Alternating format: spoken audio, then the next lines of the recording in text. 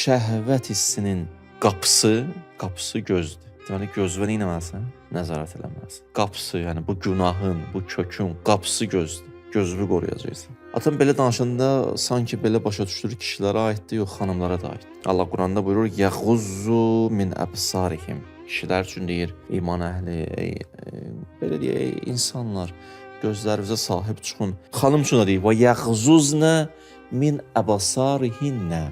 Onlar da gözlərinə yə çıxsınlar. Diqqətli olsunlar. Düzdür, bəzi alimlər buyurur ki, kişi ilə qadında biraz fərq eləyir hardasa. İlər kişidə göz, qadında qulaq, o günaha nisbət qapı.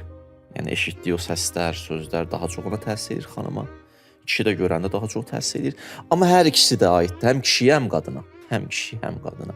Mən kişi üçün bir dənə ayə deyim. Həm xanım, həm kişi. Baxın, Allah Teala Quranda buyurur: "Fəla təxda'na bil qawl." Xanım, çox belə naz qəmzə ilə danışma. Çox naz qəmzə ilə danışma. İndi bilindi də nədir? O səsi o cür nə danışmaq. Sən nə edirsən? Fəyətməullazi fi qalbihi maradun. Cavanda elə də ürək açan onsuz da onun mənəvi durumu özü ilə vuruşur, çarpışır, meydandadır, savaşır özü ilə. Sənin də belə işin, bu cür danışığın elə bir kömək edirsən o günah eləsin.